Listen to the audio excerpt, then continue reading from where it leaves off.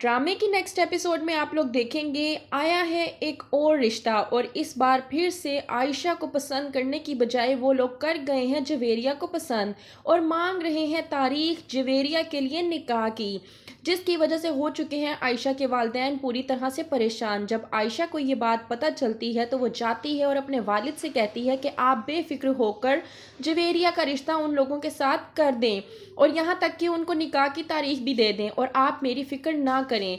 क्या पता मेरा निकाह जवेरिया के निकाह के बाद होना ही लिखा हो और इसी में ही अल्लाह की रज़ा हो। आयशा के वालिद बहुत ज़्यादा खुश हो जाते हैं और सर पर हाथ रख के प्यार देते हुए कहते हैं कि बेशक अल्लाह तुम्हें इसका अजर देगा, तुम मेरी सबसे अच्छी बेटी हो और जो कुछ भी करती हो उनसे किसी का भी दिल नहीं दुखता, सब खुश होते हैं। मैं दुआ करता हूँ कि अल्लाह ताला तुम्हारे नसीब अच्छे लिखे और जो कोई भी तुम्हारे नसीब में हो वो जल्द अज जल्द तुम्हारी दुनिया में आ जाए।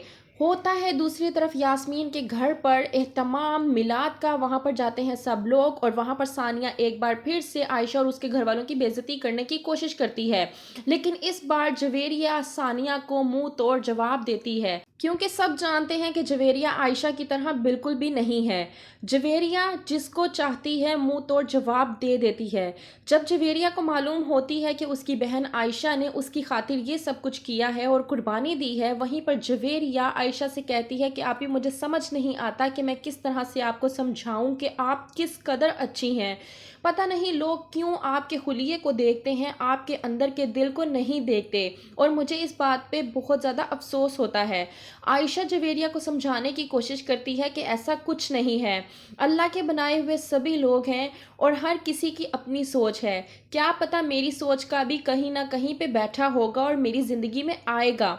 जवेरिया कहती है कि मैं दुआ करूंगी कि आपकी ज़िंदगी में कोई ऐसा इंसान आए जो आपकी कद्र करे और आपकी इज्जत करे। जवेरिया देती है सानिया को पूरी तरह से जवाब और कहती है कि अल्लाह ताला नेक सीरत किसी किसी को अता करता है और वो आपको तो बिल्कुल भी अता नहीं की सानिया आंटी। वैसे भी देखा जाए तो अल्लाह ताला की ये तौफीक हर किसी को नहीं देता और आप भी उन बंदों में से बिल्कुल भी नहीं हैं। एहतशाम जिसको पता चल चुका है कि जवेरिया की शादी तय हो चुकी है, वो पूरी तरह से बौखला गया है और आयशा के पास जाकर कहता है कि तुमने जवेरिया की शादी की बात की है। आयशा कहती है कि हाँ, मैंने ही अम्मी और अब्बू से जवेरिया की शादी की बात की है क्योंकि मैं अपनी बहन की बेहतरी चाहती हूँ।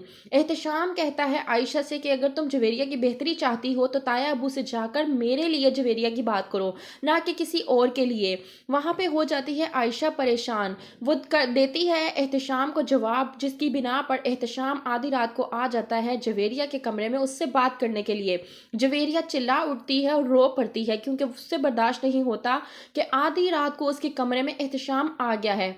आती है आयशा और समझाती है एहतशाम को जो भी बात करनी है वो तुम जाकर अब्बू से करो, हमसे करने की ज़रूरत नहीं है और ये मुनासिब वक्त नहीं है, तुम अभी जाओ और जो भी बात करनी है वो तुम सुबह करना।